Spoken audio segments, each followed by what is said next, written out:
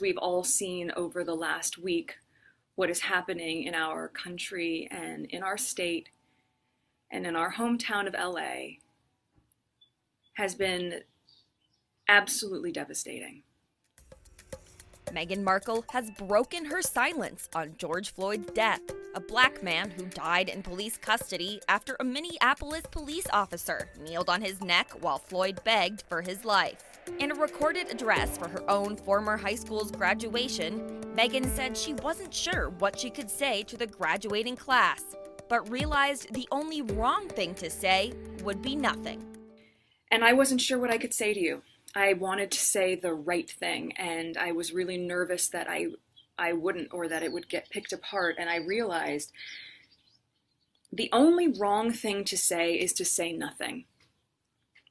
Because George Floyd's life mattered, and Breonna Taylor's life mattered, and Philando Castile's life mattered, and Tamir Rice's life mattered. And so did so many other people whose names we know and whose names we do not know. Stephon Clark, his life mattered. The 38-year-old then told several stories from her own time at Immaculate Heart High School.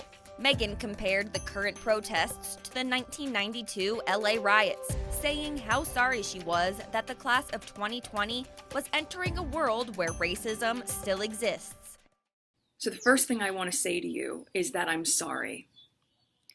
I am so sorry that you have to grow up in a world where this is still present. I was 11 or 12 years old when I was just about to start Immaculate Heart Middle School in the fall, and it was the LA riots, which was also triggered by a senseless act of racism. And I remember the curfew, and I remember rushing back home, and on that drive home, seeing ash fall from the sky and smelling the smoke and seeing the smoke billow out of buildings and seeing people run out of buildings carrying bags and looting. And I remember seeing men in the back of a van just holding guns and rifles.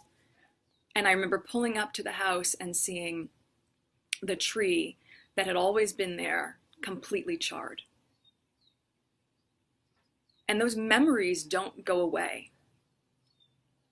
And I can't imagine that at 17 or 18 years old, which is how old you are now, that you would have to have a different version of that same type of experience. That's something that you should have an understanding of, but an understanding of as a history lesson, not as your reality. Of course, Meghan the activist had to leave her fellow alumni with a message of hope. The 38-year-old encouraged the class to use their voices to get involved and change the world. You are going to lead with love. You are going to lead with compassion. You are going to use your voice. You are going to use your voice in a stronger way than you've ever been able to, because most of you are 18 or you're going to turn 18, so you're going to vote. You are going to have empathy for those who don't see the world through the same lens that you do, because with as diverse and vibrant and open-minded as I know the teachings at Immaculate Heart are, I know you know that Black lives matter.